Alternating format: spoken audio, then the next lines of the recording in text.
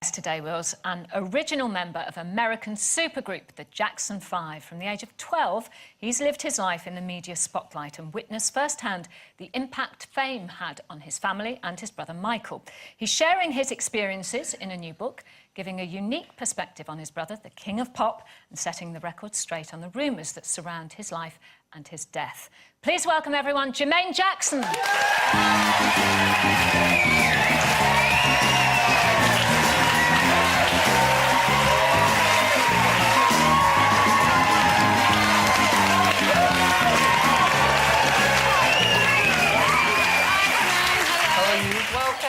How are you? Good, good. Welcome to Loose Women. I know you kind of know what to expect here, don't you? Because you were here 4 years ago, was it? Yes. Yeah, yes. when you were going into Pretty Celebrity much. Big Brother.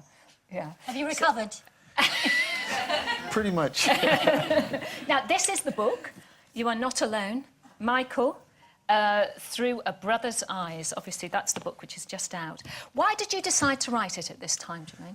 Well, I felt that this was the most appropriate time because of all the things that's been said about the family and Michael, and just doing this book, I got a chance to review a lot of other books that were written on this that during the time when they came out, we never read them, and I couldn't believe the lies and all the things that were said, and so I wanted to set the record straight to let the world know who my brother was, who this family is, and for once and for all.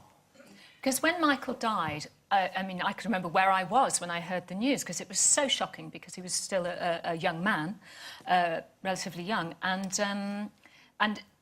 those fans, he had many, many millions of fans around the world, went into a form of grief, didn't they? Yes. And there were lots and lots of them who built kind of memorials to him and flowers and tributes and so on, and we can just see a little of that there.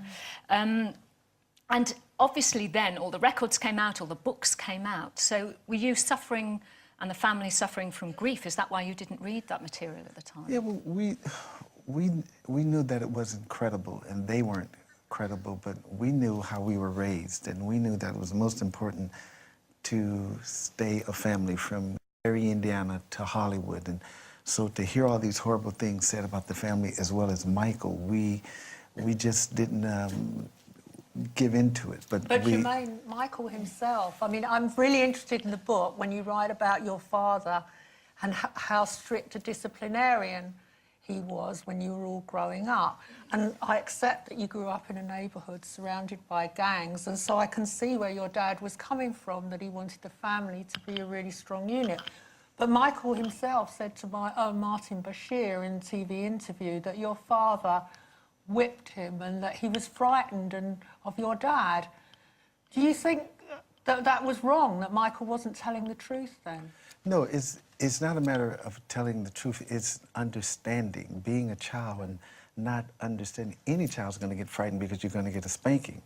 But we were raised no different from any other parent that were raising their kids. You had to discipline your kids, because if you didn't, there were gangs out there waiting to embrace them, and that was the influence. So just all the gangs and the fighting. There were times when there were gangs going on, and we had to turn our lights out and duck because of the shootings and this and that. So my father wanted to make sure that we were on the straight and narrow, that we wasn't going to get involved in that. Now, there are a lot of people out there, as you say, who have written a lot of things that you say are not true about the family and about Michael especially. Do you think, and you put the record straight, as you say in your book, do you think they're going to be convinced, or do you think the people who are going to read this book are the people that don't think those things anyway? What do you think about it? Well, I'm his brother, we're his family, and we were there from day one. We know what kind of person he is, and he was. He's no different from me. He's no different from Jackie or Tito. We were raised to respect each other, to respect the parents, just like any other family, the proper raising. So it was most important to instill morals and principles in us, so no matter what was going to come before us later in the years, whether it was success or this, that we knew how to deal with it. Jermaine, but I think it's fair to say he was quite a complex character, wasn't he? I mean, he did. No. Was he not? Because on the this surface it looks like he... This is what the media led you to believe. This is what they led you to believe. How can somebody be so complex and this and that? And they care about people. They care about children starving. They care about people who are less fortunate. it was the media who misled all of us. And just like there's something out there now about my mother's selling Havenhurst. And I called her yesterday, she said, I know nothing about this.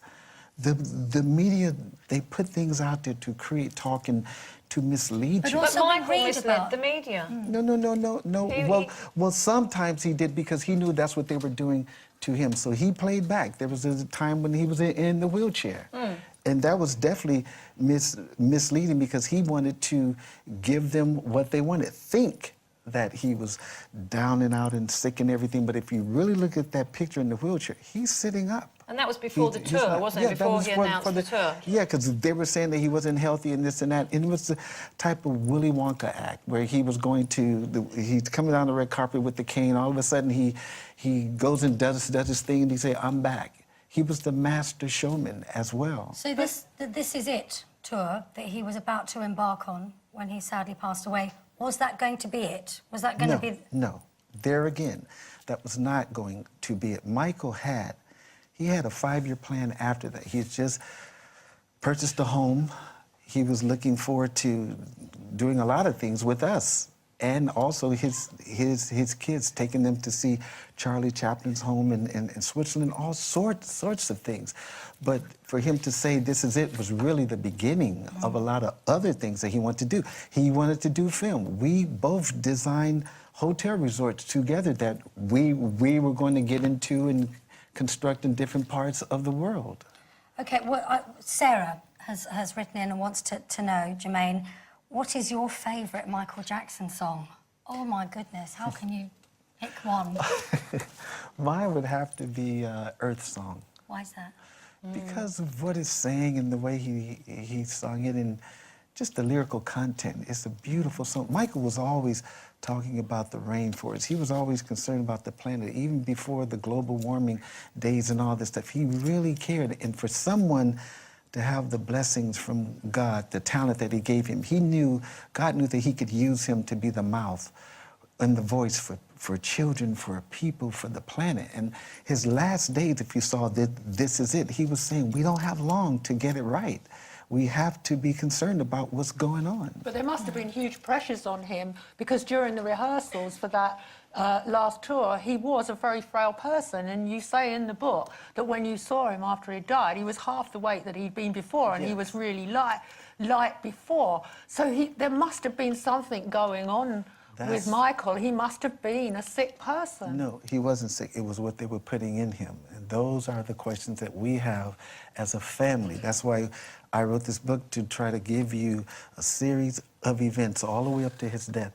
Michael was very healthy. He was looking forward to coming here to the O2. He was dancing Well, do you think he was 4 hours a physically day. fit enough, Jermaine, Yes, to do he was 50 dancing shows? 4 hours. Of course. Of course. They started with 10, but I think the plan was to do shows with us as well. But to answer your question, something happened between the first part of June and mid-June where they started putting this propofol in him, and his body's getting symptoms of half of his body being very cold and half being very hot. He's reaching out to people around him, and they're ignoring him because they weren't concerned about his health.